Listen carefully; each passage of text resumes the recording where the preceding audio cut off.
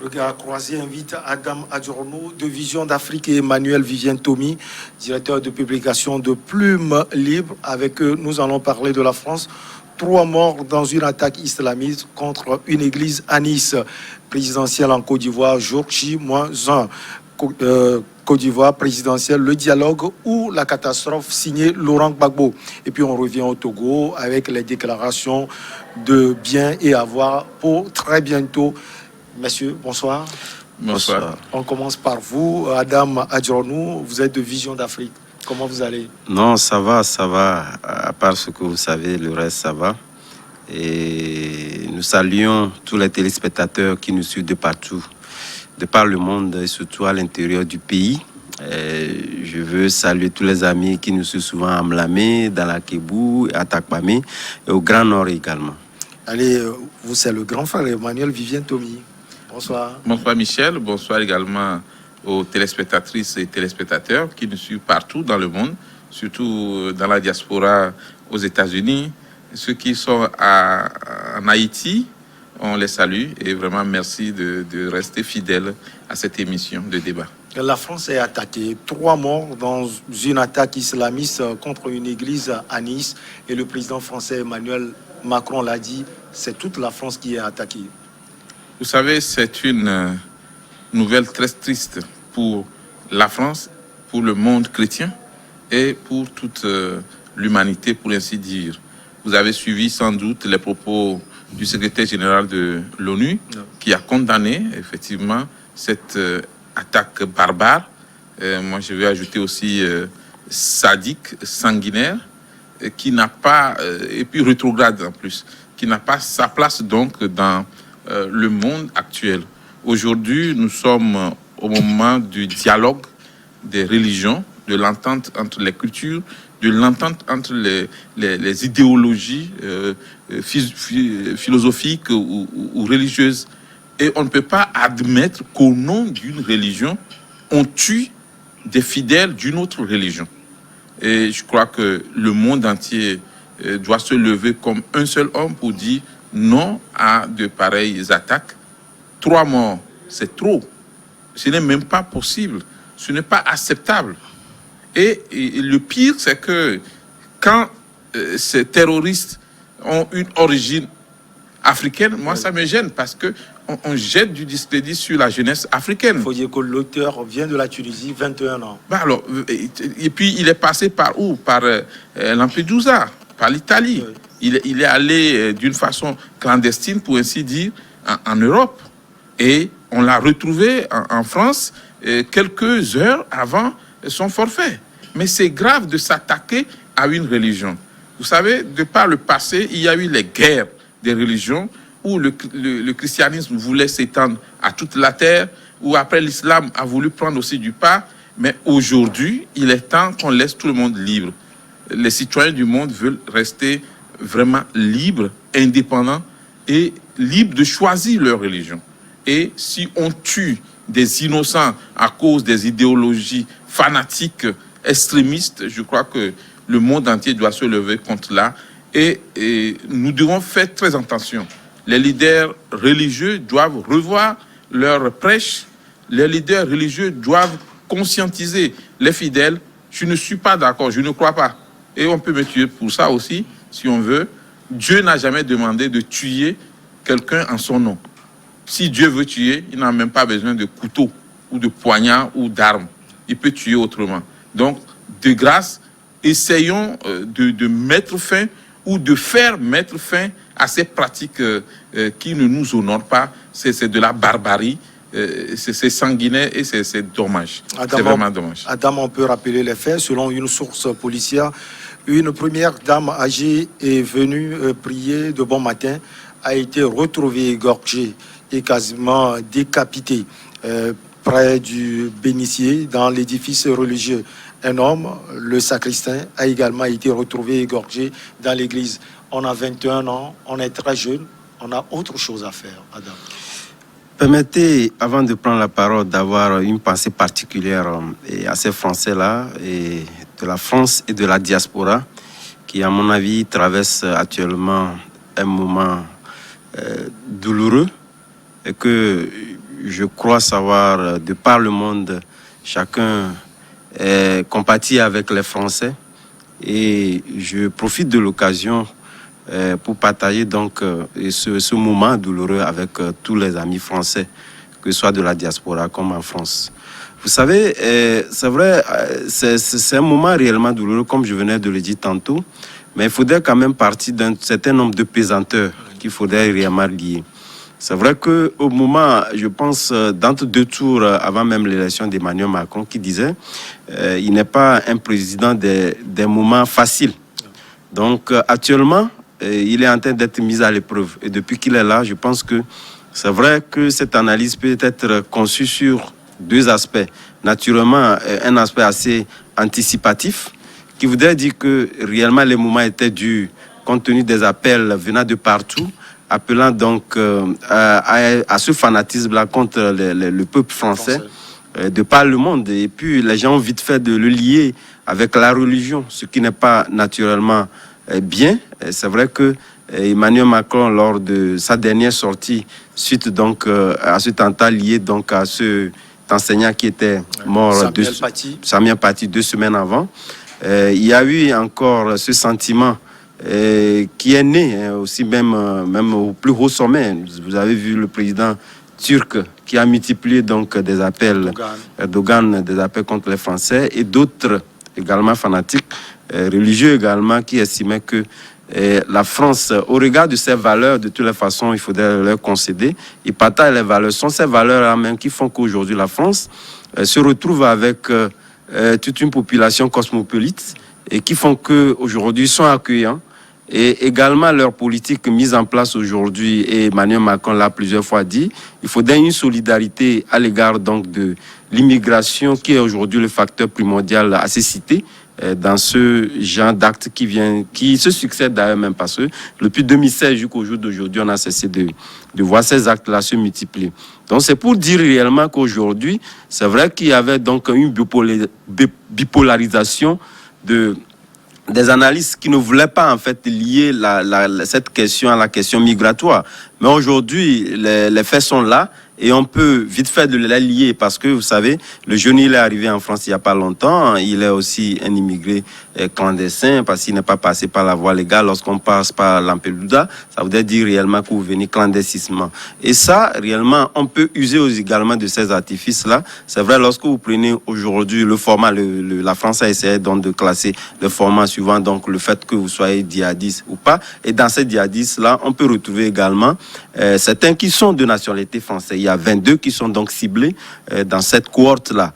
Et ça, réellement, ça laisse présager qu'il ne faudrait pas tout de suite stigmatiser en fait ceux qui viennent clandestinement ou bien le fait qu'on lie les deux aspects. Ça veut dire que les Français, entre eux-mêmes, il y en a qui sont aussi aujourd'hui radicalisés contre leur propre peuple. Mais ce qui est fondamental, je ne pense pas qu'aujourd'hui, nous sommes à un ère où il faudrait privilégier réellement la solidarité, qu'il ne faut pas aujourd'hui faire valoir des motifs religieux pour s'attaquer donc à des honnêtes citoyens qui, naturellement, vous ne pourriez pas leur reprocher quelque chose. Parce que quelqu'un quitte de sa maison, venir adorer Dieu, et que, pour finir, il vient être assassiné. On ne peut pas comprendre le motif quelles sont les motivations qui vous obligent donc à assassiner cet homme-là. Donc, je pense que c'est une équation à plusieurs inconnus, et qu'aujourd'hui, et je pense qu'au-delà de la France, c'est tout le monde entier qui devait donc compatir et contribuer à pouvoir donc réellement appeler, disons, à cette solidarité-là. Parce qu'une chose aujourd'hui, de ne pas répondre en fait à ces actes fanatiques par des actes encore fanatiques, sans quoi nous les humains ou carrément les Français dans leur globalité n'auront pas donc apporté donc des solutions à cette crise ou à la résolution de la situation telle qu'elle est vécue aujourd'hui. C'est pourquoi moi je me dis aujourd'hui, est-ce qu'il ne serait pas bon de pouvoir regarder, c'est vrai que Emmanuel Macron l'a encore dit, il ne lâchera rien. C'est vrai que le pays est mis en alerte maximale en ce qui concerne donc cet attentat, etc. À cela s'ajoute également, disons, la crise actuelle que nous traversons. Vous savez que le peuple français, depuis hier, ou depuis ce matin sont encore confinés. Et donc ça voudrait dire que ce sont des gens qui savent réellement où ils vont, ils savent mesurer les actes. Parce qu'à partir du moment où les gens sont confinés, ils savent réellement qu'ils n'auront plus l'opportunité de pouvoir donc se mettre ce genre d'actes. Donc il faut aller vite. Et donc, ils ont choisi réellement la veille pour poser leurs actes avant que les Français n'entrent en confinement. Donc, grosso modo, j'estime que c'est chercher les approches de solutions, appeler les gens pour qu'aujourd'hui, on ne puisse pas faire prévaloir des anti-comportements qui amènent donc aujourd'hui à ces actes-là qui, malheureusement, mettent un peu du discrédit sur la valeur réelle de la religion telle qu'elle pouvait donc vécu et faire en sorte que, normalement, lorsqu'on parle de religion, je pense que la religion, c'est cet acte-là symbolique qui permet aujourd'hui de nourrir d'autres valeurs et des valeurs assez partagées de par le monde, ce qu'on ne constate pas malheureusement pas aujourd'hui. Tommy, on voit les messages de solidarité qui fusent de partout. On a vu le Premier ministre australien Scott Morrison, le président américain Donald Trump, même le candidat démocrate Joe Biden, Madame Merkel et autres. Est-ce que ces messages peuvent apporter quelque chose à la France qui souffre actuellement? Vous savez, c'est d'abord des messages de soutien, des messages de compassion, des messages de solidarité. Et ça, c'est important parce que quand vous êtes un pays attaqué, vous vous souvenez sans doute du discours du général Eyadema, il dit, notre pays est attaqué, nos amis nous sont venus en secours. Alors, quand vous êtes attaqué, il faudrait que les amis vous viennent en secours, soit directement, de façon physique ou militaire, ou par la diplomatie, les paroles de compassion, de condoléances. Et il est important aussi que ces messages s'adressent à la France pour que les terroristes sachent que la France n'est pas seule dans cette lutte. Je sais que le Togo fait beaucoup d'efforts. C'est vrai qu'on ne fait pas beaucoup de bruit autour, mais en matière de lutte contre le terrorisme, notre pays, le Togo, fait aussi beaucoup d'efforts et beaucoup d'avancées. Nous donnons beaucoup d'informations pour aider à ce qu'on puisse arrêter un tout petit peu la progression, effectivement, des terroristes. Vous savez même que des terroristes ont été arrêtés ici à la frontière. Et très vite, ils n'ont pas eu le temps de s'installer parce que il faut le saluer. On a quand même un service de renseignement qui fait un bon travail. On a des forces de sécurité qui sont très dévouées. Et il y a une stratégie militaire qui a consisté même à créer déjà un tampon entre le Togo et le Burkina Faso. Il y a une force qui est en alerte. Et je dis, les terroristes ne sont pas les bienvenus ici au Togo comme dans les autres pays africains et du monde. Alors, il est temps que ces messages de compassion soient adressés pour d'abord faire peur à l'ennemi. C'est un ennemi à nous tous. Le terrorisme est à combattre à tous les prix. C'est un fléau. Et nul ne devrait accepter effectivement une tolérance vis-à-vis des terroristes. C'est la tolérance zéro. Alors, aujourd'hui, j'ai aimé aussi le message du président américain qui veut dire tout simplement ne croyez pas que vous êtes seul, la France n'est pas seule dans cette lutte, nous sommes ensemble, on ne va pas les laisser dormir, nous allons progresser. D'ailleurs, parmi les victimes, il y a une Brésilienne. Il y a une Brésilienne, donc ça vient du continent américain. Alors, le problème, c'est le message de l'ancien Premier ministre malaisien. Quand on est un ancien Premier ministre, ça veut dire quand même qu'on a des valeurs politiques, des valeurs morales, diplomatiques. On a le sens de la protection de la vie. On a dirigé un pays et on envoie un message que je n'ose pas répéter parce que ce message, heureusement que le gouvernement français a su contrôler vite ce message et a adressé une demande officielle à l'administration de tutelle qui a effacé le message. Donc nous, aujourd'hui, en tant qu'hommes de médias, inutile de revenir encore sur les propos du Premier ministre malaisien, mais c'est très grave et c'est dommage. Et il est temps que les anciens dirigeants comprennent que ce n'est pas parce que vous n'êtes plus aux affaires que vous pouvez dire n'importe quoi. Parce que tout ce que vous dites, ça peut toujours engager votre pays. Puisque si vous êtes arrivé à ce poste, c'est parce que votre nation vous a fait une confiance pour vous ériger jusqu'à ce niveau-là. Alors c'est un message vraiment à condamner. Et je répète que ce n'est pas la même mentalité chez tous les Malaisiens. Tout comme les gens veulent faire croire aussi que ce sont les propos islamistes ou les actions islamistes n'ont rien à voir avec la religion musulmane. Parce que l'islam prône la paix. Et je ne connais pas les sourates du Coran, qui disent aller dans les églises pour tuer les gens avec des poignards. Ce n'est pas possible. Et j'ai aimé les propos ce midi du président de l'Association française des musulmans. Je ne donne pas le vrai nom, mais c'est ça. Il dit, ne vous trompez pas, nous ne sommes pas solidaires avec cet acte. Et nous n'allons jamais accepter qu'au nom de notre religion, que les gens commettent des crimes. Alors, il est très important qu'on fasse attention à ce terme. Ce n'est pas parce qu'on est musulman qu'on est islamiste, non. Mais voilà, justement, parce que les gens confondent la religion musulmane et l'islam extrémiste.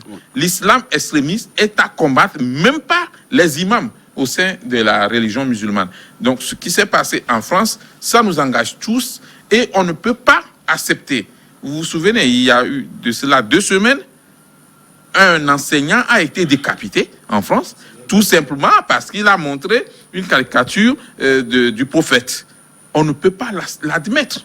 Qu'est-ce qu'on veut finalement? Alors, si vous ne voulez pas que vos enfants voient effectivement l'évolution du monde, il faudrait mieux les garder à la maison. Il ne faut pas les envoyer à l'école. Mais l'école, comme l'a dit le président Emmanuel Macron, l'école reste un lieu laïque où on ne peut pas faire des règles d'endoctrinement, où on ne peut pas mettre des dogmes. On ne peut pas dire, voici, vous ne devez pas franchir ça. Non, l'école est libre. Et si on revient au niveau de la presse, on ne peut pas dire aussi qu'on interdit la caricature. Ce n'est pas possible.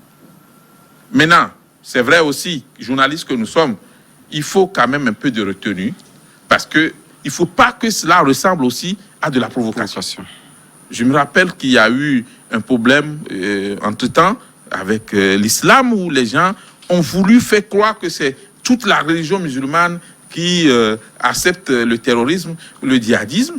Nous étions retrouvés dans une conférence de presse à l'université de Lomé, et il y a de petits, des jeunes surexcités qui voulaient brûler certains drapeaux et qui voulaient s'attaquer à certains, aux médias que nous sommes, ou bien aux journalistes que nous sommes. Alors nous étions obligés de prendre le micro pour dire attention, ne confondez pas les choses. Si un journaliste a posé des actes que vous n'aimez pas, dommage, nous, c'est pas parce que nous sommes journalistes que nous allons répondre de cela.